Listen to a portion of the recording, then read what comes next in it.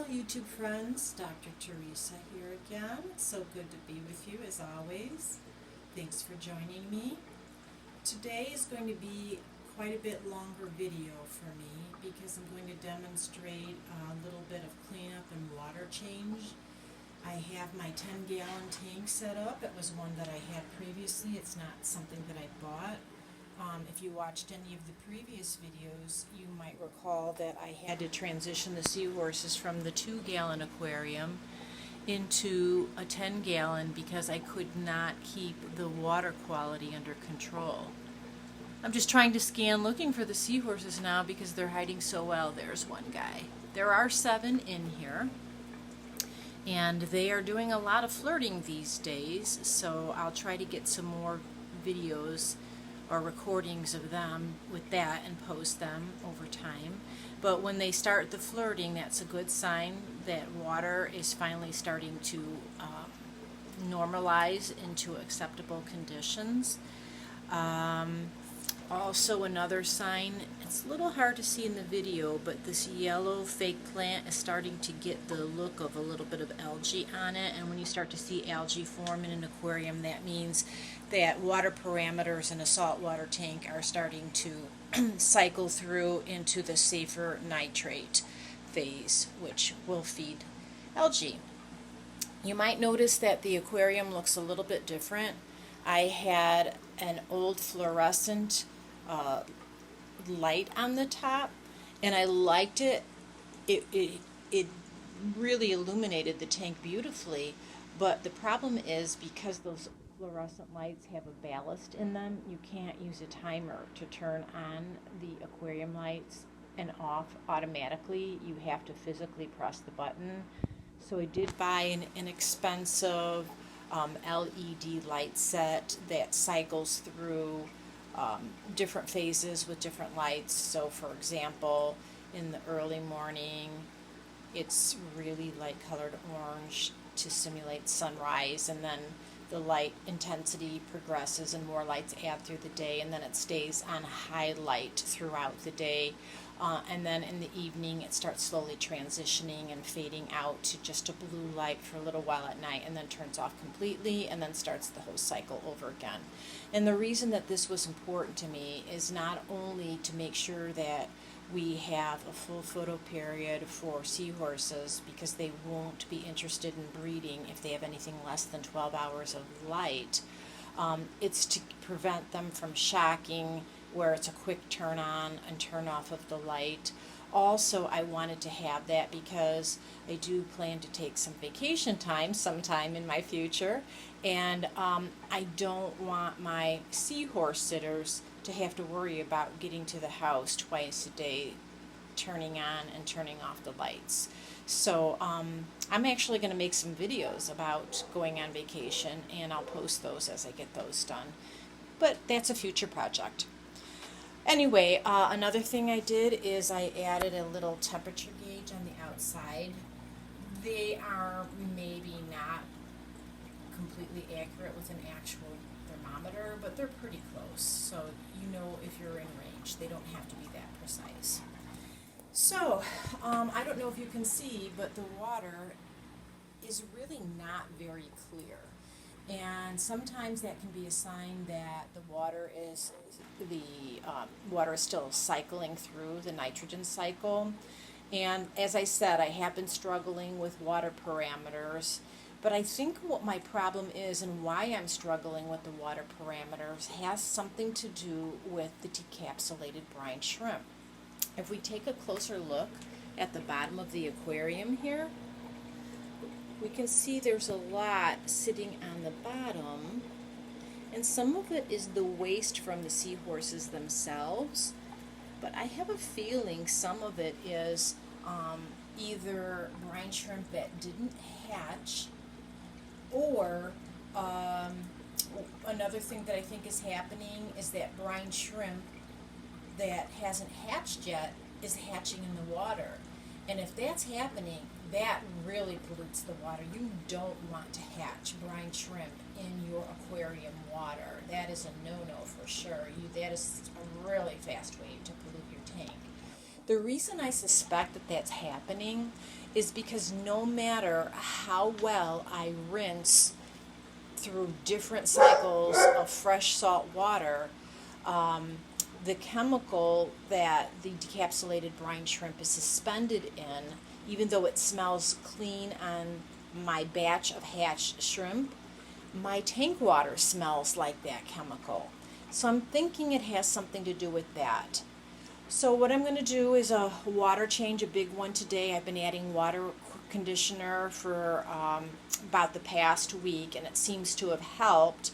And there should have been some established nitrifying bacteria colonies on previous sponges and things that I had and transferred over from the small tank. I no longer have the little green filter that's was hooked up in the back here, but I'm using an Aqua Clear Mini, very old, probably comparable to an Aqua Clear 20 now, power filter hang on the back, plus I have a sponge intake on that. So between the sponge intake and the media that I have inside, there should be lots of opportunities for bacteria to establish, places for it to collect on. So I'm going to get ready to start the process. The video is already a few minutes long, but I have in these buckets here my prepared synthetic seawater. It's seasons. It's been sitting for a long time already, and it's already measured out at the right salinity. It's ready to go. I have my water pitcher for moving water around. I have a plastic scrubber that's dedicated to aquarium. Don't know if I'm going to need the squeeze bulb baster today, but I have it there. I have my sieve, which I'll demonstrate for quickly cleaning out a simple water change in the copepod tank that's below. And you can see down below also I have a batch of decapsulated brine shrimp going, and I'm going to talk about some things that I'm doing differently with this batch to prevent that polluting effect in the aquarium. But in the meantime, I've also ordered some regular brine shrimp with the shell on. If worse comes to worse, I may just have to hatch out and then separate the shrimp from the shells so that I don't have this problem with the water. I've also got a couple of buckets. My plan is to take about half of the water out. I want to do a big water change today because I've been using water conditioner in here. It hasn't had a big change, just small changes since I've set this up for a couple of weeks now. I'm hoping that we'll get the water parameters almost nearly perfect and get out a lot of what I suspect is the pollutant from the decapsulated brine shrimp. I also have a vessel here. I'm going to put some water in there. Oh, I meant to do that already, but that's okay. I'm going to need some damp cloths to wipe down some things. And I am going to use my special siphon hose. Let me pull that out and show you. Sorry about my dog barking. He hears somebody. This has got a special device inside there that automatically primes the water to start coming through, so I don't have to use the old-fashioned mouth siphon. So I am going to set the camera down, and I'm going to focus it on the aquarium. I'm just going to get some water really quick, and we're going to get started.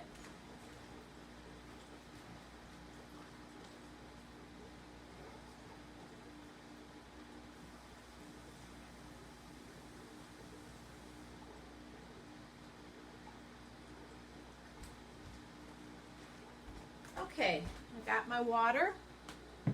So one of the first things I'm going to do is turn off the pump, I should say the power filter, and I'm going to turn off the aeration on the pump because I want things to settle down. So let me get the correct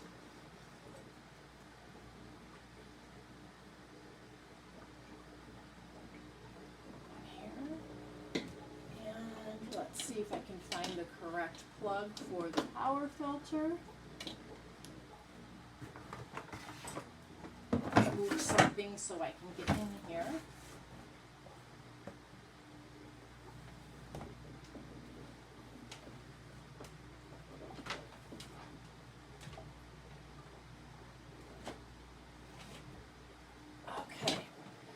the power filter is off. I have the aeration turned off on the little mini sponge filter that's in the back there. And what that does, leaving the flow out of the tank, allows things that might be sticking on there to settle down, so it's really easy to vacuum up. I'm going to take off my light system, and I want to put it aside. I don't want to turn it off, and the reason for that is if I turn it off, I have to reset the cycle period on it all over again. And I don't want to do that because it takes a full day to get cycled through.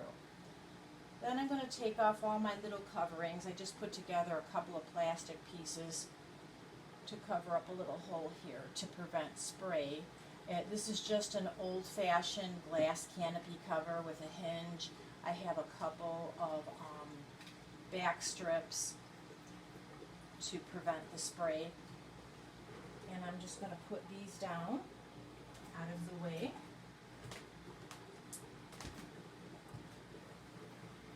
Okay, and we'll clean those up. And I'll take off the lid to the power filter.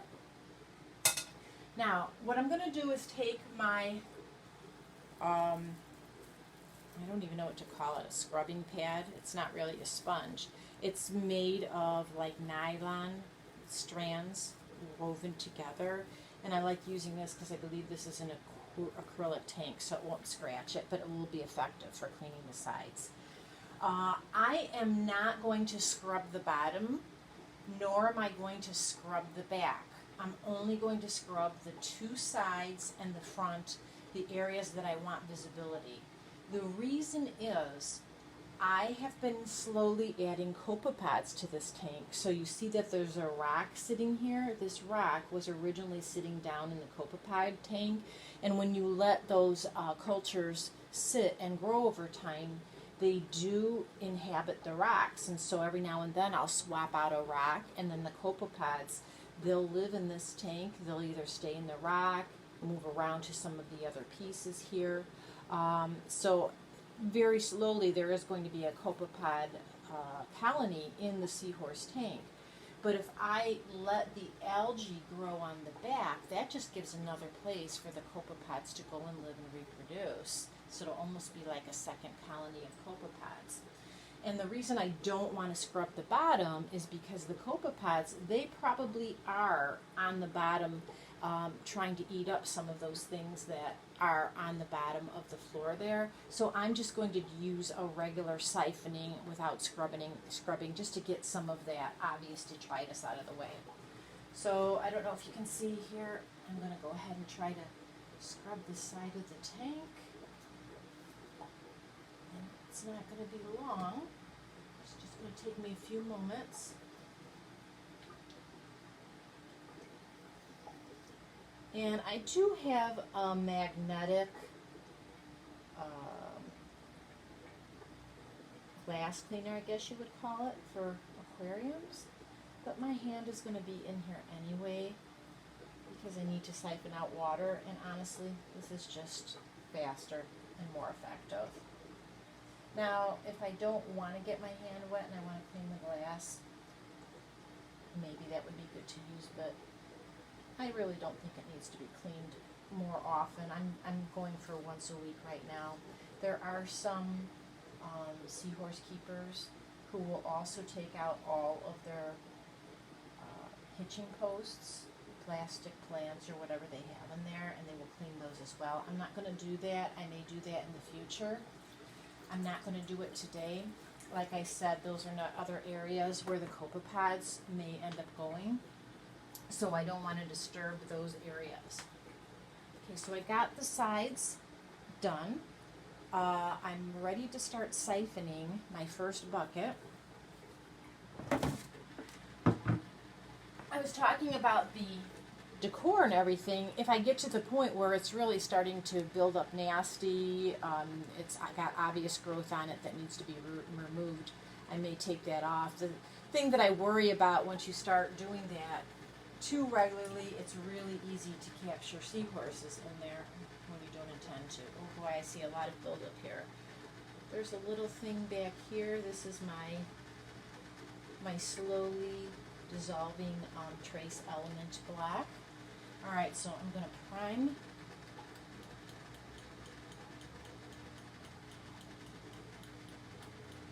the siphon tube. Oh, it's starting to come. Like I said, it's got the little flap inside. And I'm afraid I'm going to start spilling water out if it doesn't prime soon. Let me try this. Oh, what if it's stuck?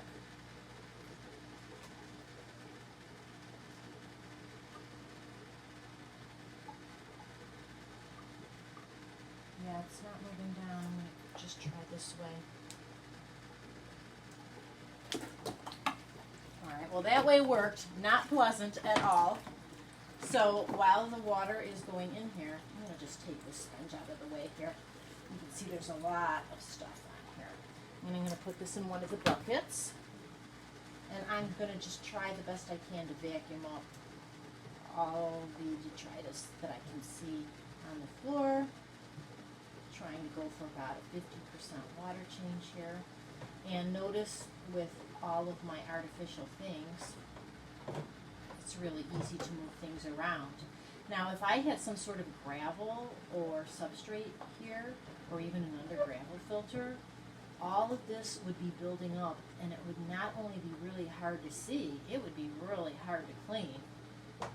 So notice just having these movable pieces. They're not permanent. It's really easy to clean in there.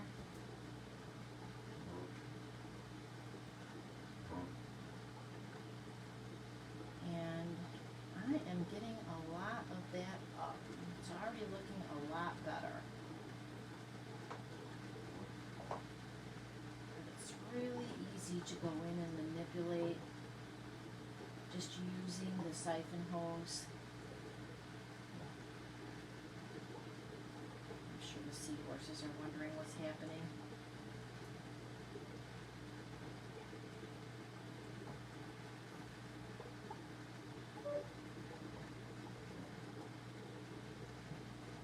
I got one guy there.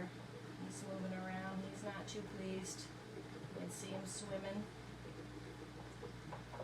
Alright, so I've got most everything vacuumed up. Whoops! Have a problem, Houston. The seahorse is sucked up in here. Oh, I'm not sure where he is. Alright, so this means I have to reverse everything to get him out. And that's something you have to be careful of. Well, I think he's okay now. He is out. And I have to start my siphon all over again, though. Alright, there we go.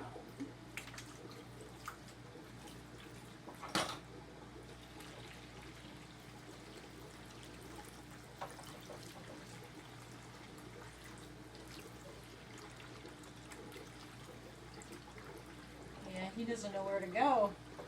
He sees me and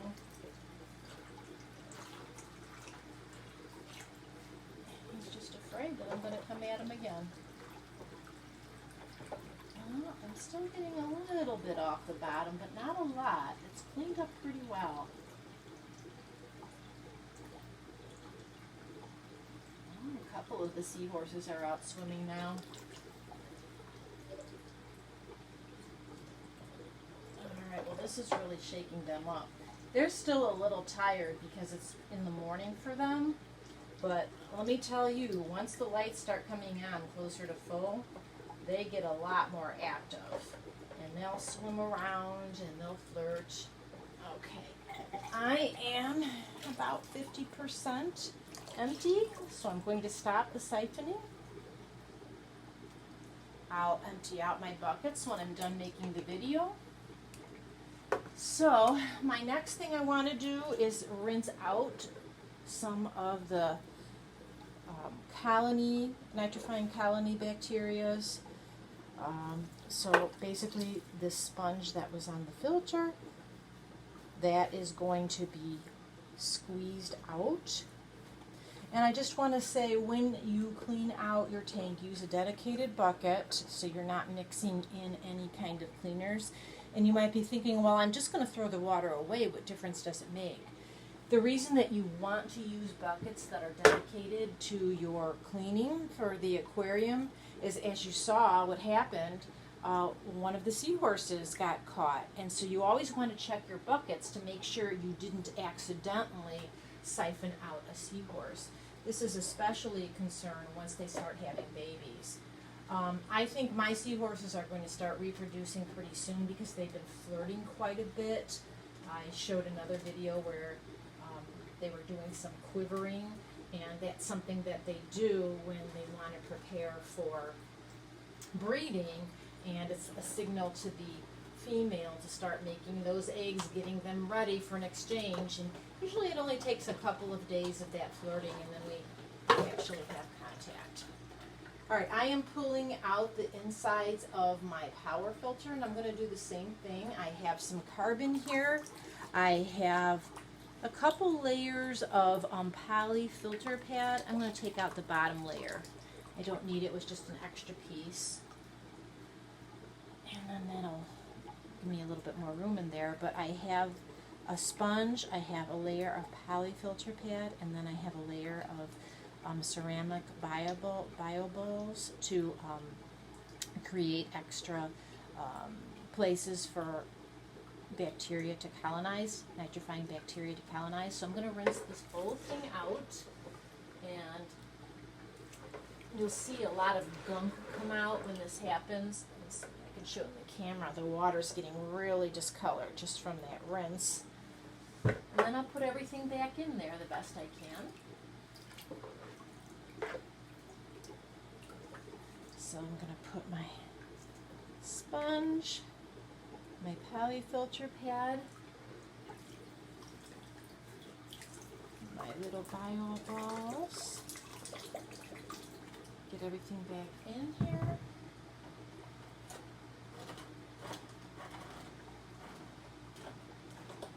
Perfect. And I'm going to take my little carbon bag.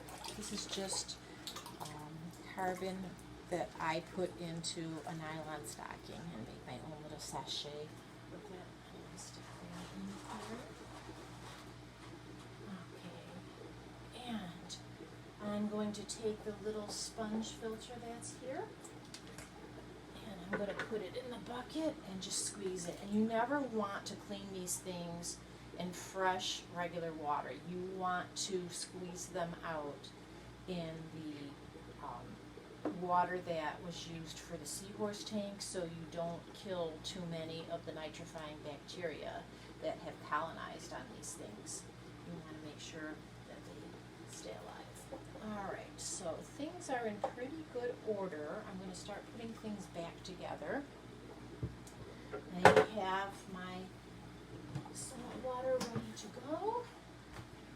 So first I'm just going to get a scoop of it to put back into the power filter, because that will need to be restarted and have the ability to siphon once the water level is where it should be again.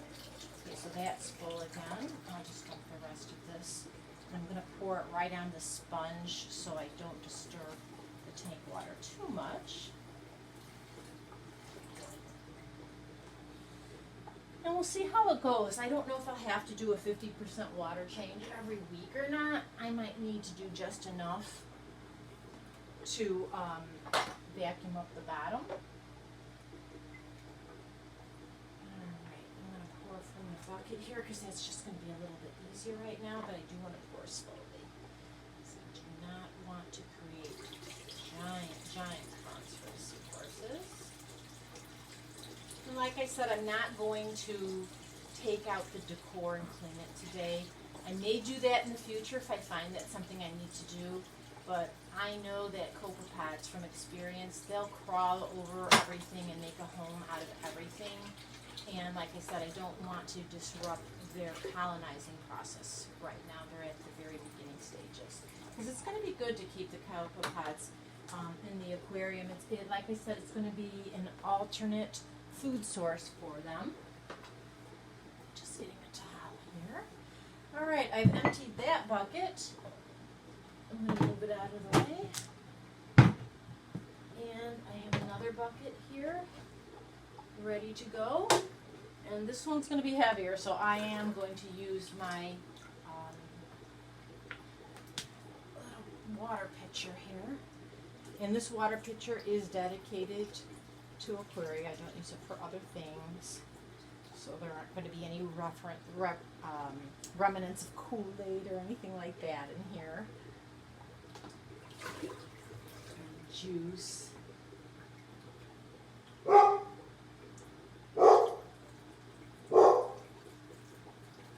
You can see one of the little guys still swimming around. He's probably trying to figure out what's happening. Now this water has been sitting in a location that's very near the aquarium, so it should be a very similar temperature. It shouldn't be too drastically different.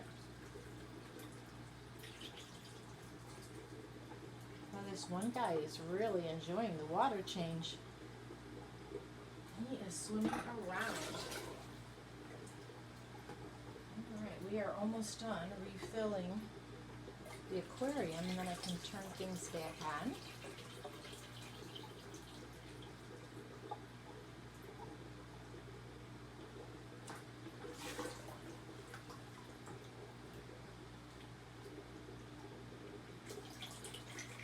Alright, I think this one's going to do it. That in there. I am going to clean off the top of the power filter lid. So I have my little bit of fresh water here. I am going to use regular fresh water for this because I want to get the salt off the top. And I want to get it cleaned up before I put it back on the power filter. And I don't want to turn the power filter on until I have the lid back on, just to prevent spray. So there it is. Looks really great.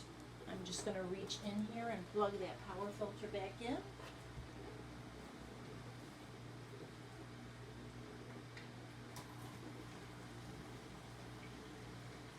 Fantastic. It's going great. I want to turn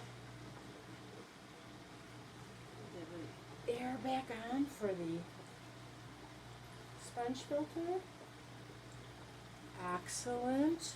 The seahorses are kind of active right now. I think that water change either really felt good or really made them feel weird. Alright, and then I also want to clean up my lid.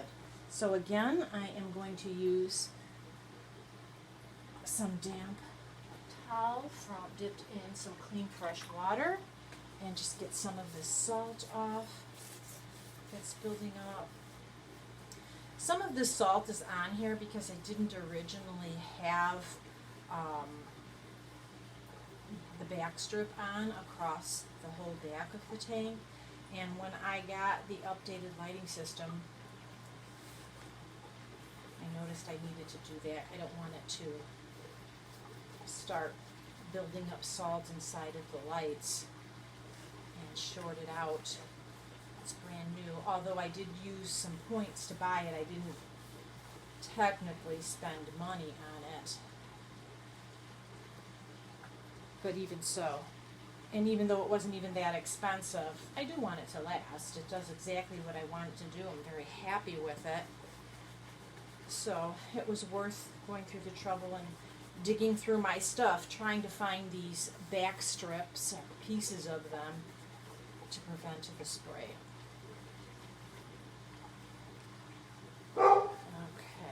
I think that's about as good as I'm going to get without some real scrubbing, which I may do next time, but I'm not going to do it today. So I'm going to put this back on. Oops.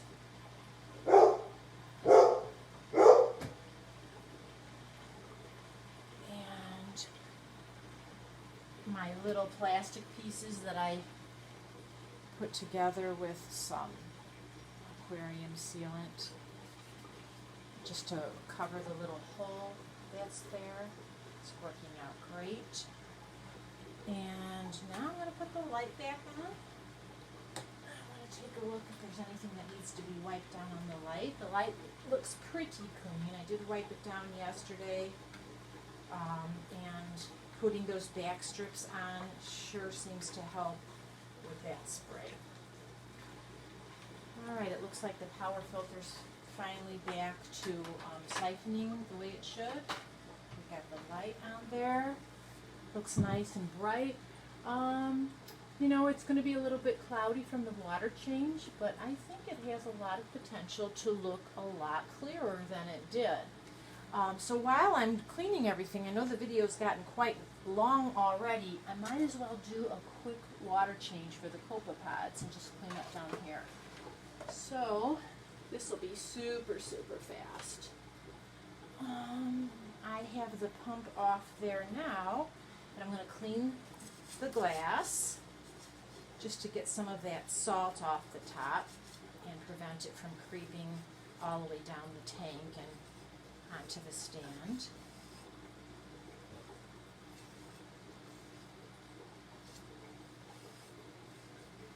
And then very simply, I'm going to take just one jar full of water out, and I'm going to pour it through my sieve because I want to get rid of the water, but I don't want to lose any copepods. And I know it's hard to see in the video, but it looks like there are a couple in there. So I'm going to put them right back in there because this copepod culture is still pretty young, and I don't want to throw out any if I don't have to. And then I'll just pour a little bit of water back.